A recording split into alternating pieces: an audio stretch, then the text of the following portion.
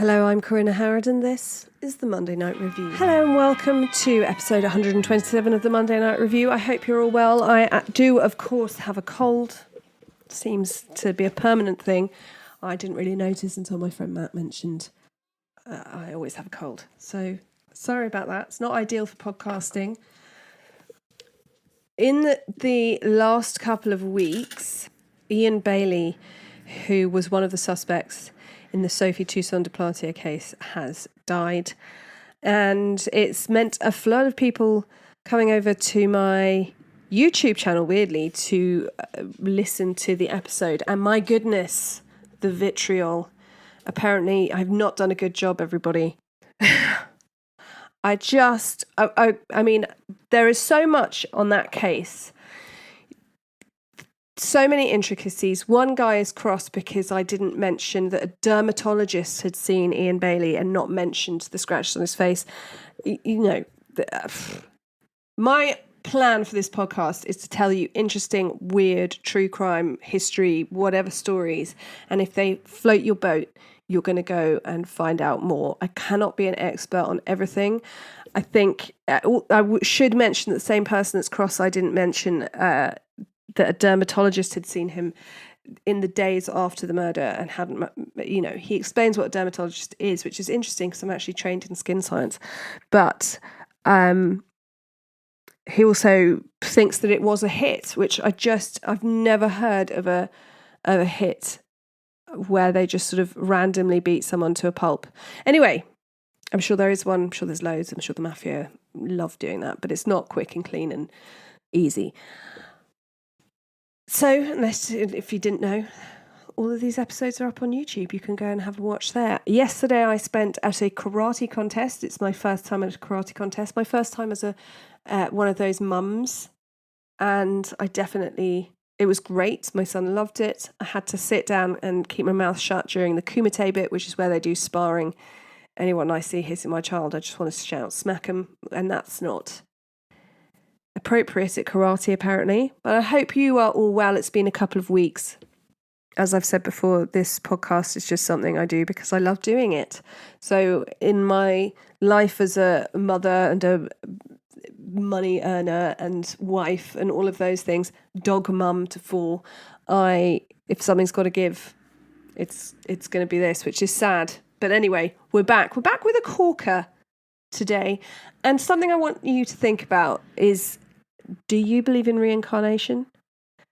I grew up in the UK, technically it's a Christian country, in a Christian household, and though I would not count myself as being a Christian, reincarnation is just not a thing here, really. So I haven't ever given it that much thought. If I was put on the spot, I would say no, but today's episode may change all of that. Today we're going to talk about the strange case of Carl Edon. Carl Edon was born on the 29th of December 1972 to James and Valerie in Middlesbrough, North Yorkshire. His father was a bus driver and the family were Church of England. They were practicing, they were quite religious, and it's worth noting that the family did not have many books at home, let alone any on World War II or the aircraft at all, let alone the technicalities of aircraft. Throughout his childhood, Carl's parents noted that he would always stand very straight with his arms by his side in a military style. He was very tidy and neat. He wanted his collars to be ironed from an early age. And he never really looked like anyone else in his family. All the family members had brown hair. He was blonde. He had blue eyes like his mother, but everyone else in the family had brown eyes. And blue eyes is a recessive gene, as you know. So, yeah, his mum's got blue eyes, that's fine. But he is very blonde. So when Carl was 2 and had just started talking, he began describing vivid flashbacks of his life and death as a German pilot. Quote, "I crashed a plane through a window." And he would... That's Mouse, the oldest pod dog there, having a little shake. He would make a Nazi salute from the age of 2 or 3, automatically. And when he was 3, he loved drawing doing dot to dots, colouring in, all of that stuff. And he would sit and do that. And one day his mother noticed these incredibly neat drawings that he'd done, not his usual sort of 3-year-old colouring and stuff that was more normal, I suppose. He was drawing insignias, badges and swastikas, all quite intricately done, of German military, German Air Force. Distressingly for his family, he could also recall the moment where he had died in an air crash in 1942. He would be able to describe bleeding to death. He recalled that his name was Robert, and he said that his father had been called Fritz. He couldn't remember the name of his mother, said she was quite stern, wore glasses, and her hair tied up in a bun. And from 1974 to 1976, Carl talked a lot about his flying his German plane, his home, his village that he grew up in, his chores, having to go and chop wood for the family, how his mother would nag him about these chores, but also how he loved this soup that she would make. And it was a dark red, thick soup, nothing like his mother had made him. And this was all out of the blue, linked to nothing to do with their family, and kind of awkward and difficult for his parents, really. As he got older, he would draw planes with swastikas on them, and then at one point he draws an intricate picture of the cockpit of a German plane, including all the gauges and instruments. And he was able to tell his parents what all the gauges meant. And he described a foot pedal that could be pressed to release bombs. Now, Carl's father, James, would note that Carl would give details about these German planes, and James himself would then go and check books out of the library to confirm that his statements were correct. And he went to the library, he looked this up, and he saw the cockpit of a German plane exactly like Carl had drawn it and exactly like he'd explained and described it. Carl could also recall putting bandages on people, practicing putting bandages on people, standing in a hall surrounded by rows of men in uniform. And in this hall, there was a framed picture of a man he recognised now as Hitler.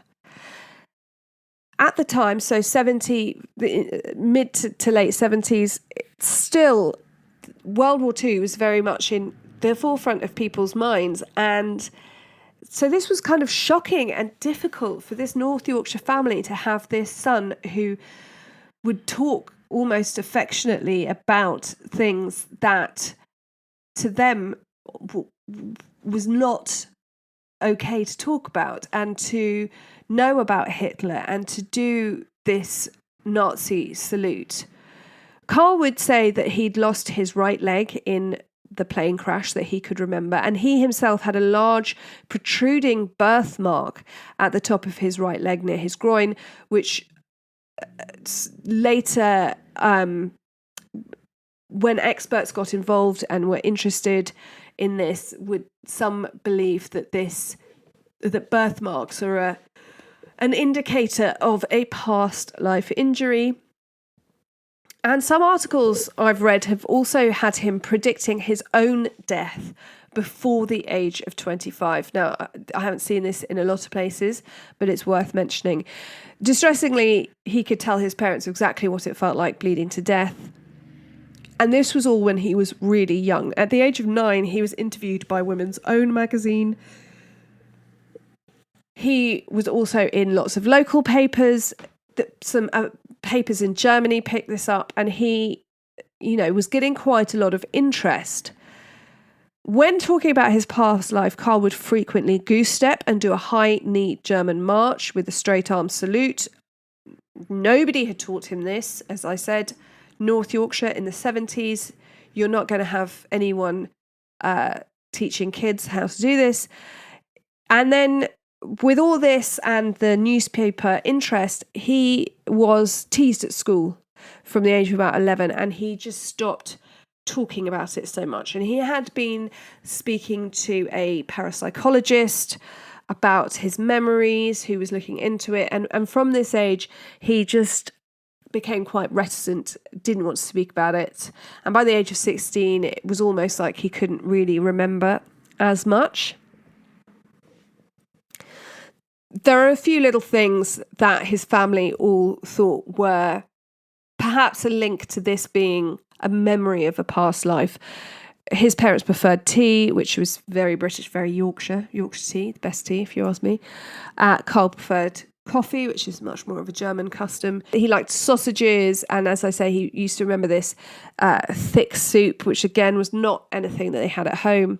When a school play was being rehearsed that had a German character, Carl insisted that he be cast as the German. Now, as I said, when he was about 16, mid to late teens, he just stopped really talking about it. It didn't really become a thing. He met a girl and fell in love and got a job with the railway. In 1995, 22-year-old Carl was working at the Loadhall Grangetown Rail Depot as a relief train repairer. He and his girlfriend were expecting their second child. And on Wednesday, the 2nd of August, Carl was sitting in a cabin by the railway track when he was interrupted by a colleague, Douglas Vintner, known as Gary. 26-year-old Vintner was working in a nearby signal box, and he was responsible for ensuring that oncoming trains were going on the right set of tracks. And at 6'7" with a history of violent behaviour, Vintner was a big guy with a temper. He went into the cabin and an argument broke out. We're not sure what about. During this argument, Carl grabbed a knife from the sink and threatened to kill Vintner. Now, we only have Vintner's word for this. Vintner then got hold of the knife and stabbed Carl, breaking the knife off, snapping the knife off. He then goes to the sink, gets another knife, and carries on stabbing his wounded colleague. Then, leaving the second knife sticking out of Carl's body, Vintner calmly returns to his signal box, ensures that everything is set correctly and that the next few trains would still be able to pass safely. He then took himself to the South Bank police station and admitted to the assault. In total, Carl Edon was stabbed 13 times over a large area of his body. Some accounts have this as 37 times, with every one of his internal organs being punctured. Vintner told police they should call the employer and let them know that the signal box was unmanned and there's a risk to trains going through. He then drew a map for the police of where they could find Carl. So although he is very helpful about this, Vintner refused to admit to murder. He says that he was provoked and Carl picked up the knife first, and therefore he's only guilty of manslaughter. However, as Guy Whitburn, QC for the prosecution, pointed out, stabbing someone in such a way that the blade breaks and then going to fetch a second weapon to continue the attack is not the actions of manslaughter. It's not self-defense. On the 21st of May 1996, Vintner is found guilty of murder and sentenced to life, later being given just a 12-year sentence, though he'd be released just 9 years later. But this is not Vintner's story. He goes on to kill again. It's worth noting. The coincidences between Carl and a German pilot doesn't stop at death, though you may think so. In November 1997, workers for the Northumbrian Water Board were digging a sewage pipeline at a site on Clay Lane, a few miles down the track from the Grangetown signal box where Carl had been murdered. One of them hit something in the mud. Scraping away at the earth, they found mangled metallic structure underneath, and one of the men spotted what looked like an old sack. Opening it, he found a bundle of pristine white silk stuffed inside, a parachute. They found more than 5 tons of wreckage, including machine guns, a wooden propeller, and 2 further parachutes. Then they came across a fragment of bone. This was the wreckage of a Dornier German fighter plane, and when it had crashed in 1942, 3 men had been found and pulled from the wreckage and buried in nearby Thornby in 1942, same year as the crash. The 4th man was thought to be too badly burned to be recovered, but was identified as Heinrich Richter. Richter's leg, still inside its flying boot, had been severed and was found when they dug up the plane. Richter, who won the Iron Cross medal twice and had been wounded in action, was 24 when he was shot down and killed. Could this be the man whose life and death Carl Edon seemed to recall in startling detail? The remains of Heinrich Richter were laid to rest alongside his comrades in the cemetery at Thornby. The German ambassador to Britain attended the moving burial ceremony, as well as a handful of the crew's descendants. 22 British ex-servicemen and more than 200 members of the public. So we know that Richter had lost his right leg, and from this injury, I mean, losing your right leg in a plane crash in 1942, you are going to bleed out. But the shock and other injuries will have caused his death. And we know that Carl said that in the crash, he had lost his right leg. It's also worth noting that the day the Dornier crashed, it had bombed Skinning Grove and then flew towards Middlesbrough, following the railway line, which is how a lot of planes would navigate their way around foreign countries.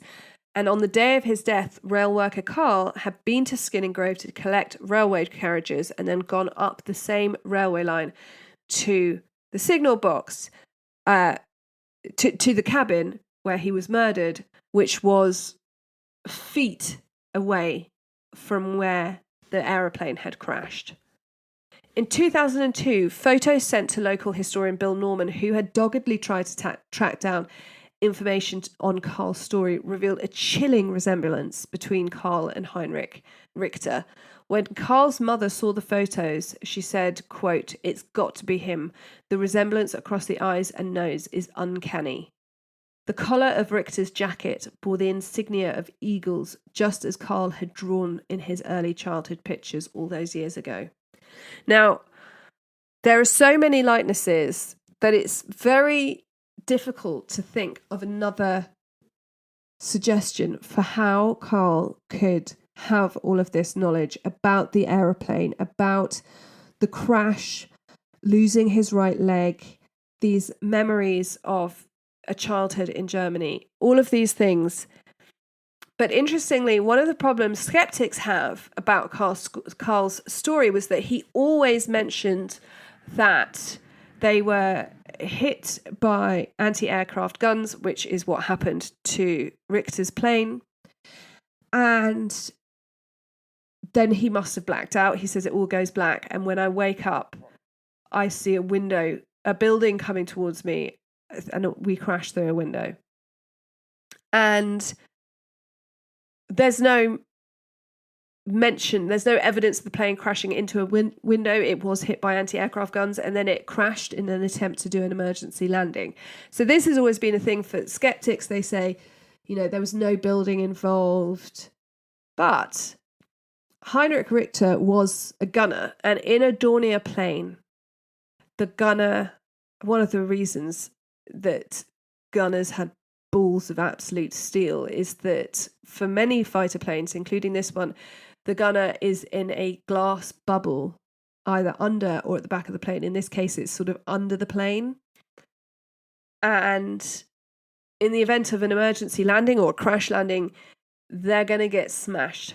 And so I wonder if you black out, you're hit, and then you black out, and then you just think that remember, this isn't a perfect memory. This is flashes coming to a 3, 4, 5-year-old. He's actually going to be smashed through the glass of his bomber's bubble. And that's the window that Carl Edon is remembering. I mean, there's no way that we'll ever know. I'll share the photos on Instagram and Facebook and things for you to have a look at. There is a very strong resemblance, and that's definitely something to bear in mind. Now, obviously, Carl said that his name was Robert, not Heinrich. And lots of people say, well, this can't be him, and he remembered Robert. And I just think, that's as maybe. That's as maybe in it. I'm not saying that this is 100%. I'm confirming. I think that this is a proof of a previous life. But I think for a young child to be able to draw the cockpit of a plane he's never seen, let alone, I don't think you could take my kid, my 6-year-old, or maybe my 11-year-old, and my 8-year-old, it's his sort of jam, so he probably would be able to do it. But if you took them and showed them a cockpit of an aeroplane and then took them away and said, can you draw this? I'm not sure how accurate they would be. This kid is drawing it from memory, able to tell what all the gauges are, able to describe a pedal that is not in the picture that's used to release bombs, able to do the march, able to